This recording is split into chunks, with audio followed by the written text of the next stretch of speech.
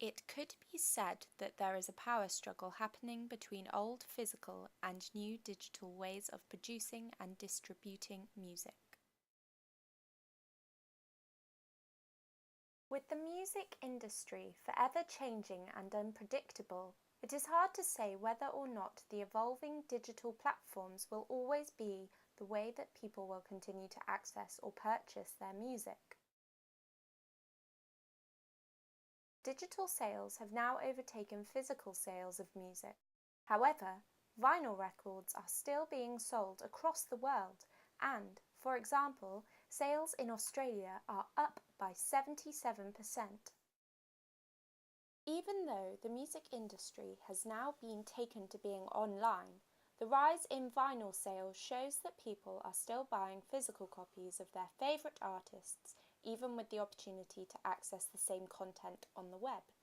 Consumers may just be rebuying the music they enjoy on different platforms, whether it is retro to digital or the other way around, consequently stockpiling the same records just in different forms. This could therefore make the music industry not so digital and online as people may think, because there is as many physical as there are digital copies being purchased. Consumers these days are interested in getting more for their money when it comes to paying for music or even renting it. The need to own a piece of music these days is not necessary as it has been, seeing as the possibility to rent music is even easier and cheaper than ever before. This is through programs on a computer such as Spotify. Obviously, musicians are trying to make a living out of what they produce, so do they really earn as much money as they could with all of this rental and non-ownership happening? The reason to question this is because in this day and age where music is so easily accessible to stream online and readily available to illegally download, musicians are not getting the same amount of earnings as they would have hoped. It could be said that these days people do not see the need to buy a physical copy or download a digital copy of a piece of music when they could just go online and get it for free, but illegally. Musicians may see that if their music is not being bought as much as when the internet wasn't in the picture, but they still have a big fan base from the internet's social medias, they would hope people would still come to watch them perform live in concert. This would then open up different ways for musicians to generate income with the sales of tickets as well as merchandise sold at the events. This may be the approach musicians have to take to earn the majority of their money, if companies such as Spotify with streaming services take over from companies like iTunes, where music is purchased and owned. People that are currently living in the modern era are now more free and allowed to be open-minded to express what they want through the internet.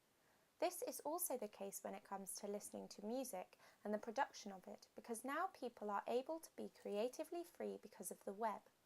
There are plenty of ways that individuals can manipulate music now to benefit themselves, whether that is recreating new music, altering music that has already been released, or simply just downloading or streaming music from the internet.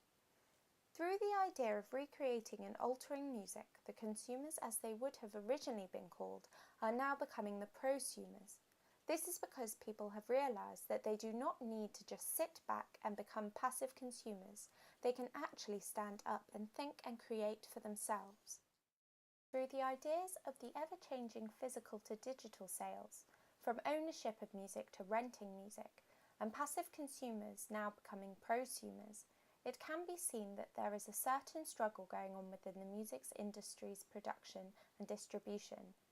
Even with physical sales being overtaken by the digital market, vinyls are still on the rise, and with Australia's rise of 77% in these sales, this is showing that people are still willing to purchase both types and thus making them run nearly parallel with each other.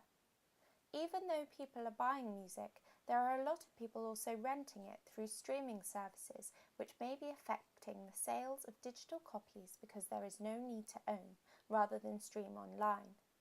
Passive consumers that were once accepting of music and did not feel the need to question it are now a lot more interactive in their ways of thinking and feel that it is necessary to be free creatively through the power of the internet.